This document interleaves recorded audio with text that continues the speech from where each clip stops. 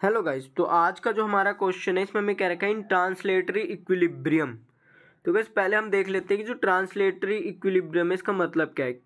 तो गाइस इसका मतलब है कि जो बॉडी है उस पर जो नेट फोर्स है वो ज़ीरो है।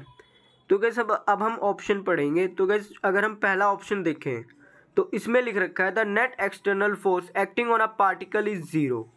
तो गाइस ये जो ऑप्शन है इस क्वेश्चन के लिए ना सही होगा, क्योंकि हमें पता है कि जो ट्रांसलेटरी इक्विलिब्रियम है इसका मतलब है कि जो बॉडी है उस पर नेट फोर्स जीरो है, तो इसलिए इस क्वेश्चन के लिए ये वाला ऑप्शन सही होगा। अब गाइस हम सेकंड ऑप्शन भी देख लेते हैं, इसमें क्या लिख रखा है। तो गाइस इसमें लिख रखा है the net external force acting on a particle is constant, यानी कि नॉन जीरो है। तो गाइस ये ऑप्शन गलत हो जाएगा, क्योंकि हमें पता है कि ट्रांसलेटरी इक्विलिब्रियम में नेट फोर्स जीरो होती है, लेकिन इसको ऑप्शन में क्या रखे कि नेट फोर्स लग रही है एक्सटर्नल।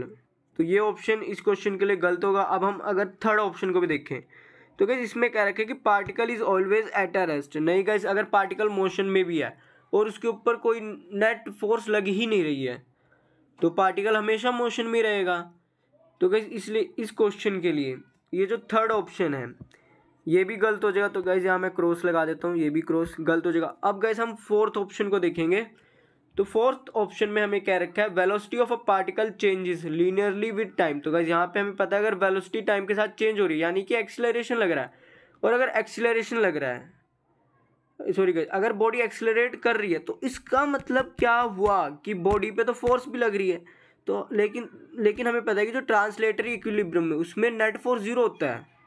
तो इसलिए गाइस इस क्वेश्चन के लिए ये वाला ऑप्शन भी गलत हो जाएगा। तो इस हिसाब से इस क्वेश्चन के लिए जो सही ऑप्शन होगा वो होगा ऑप्शन नंबर फर्स्ट। और गाइस अगर आपको कोई डाउट है तो कमेंट सेक्शन में पूछेगा। Thank you guys.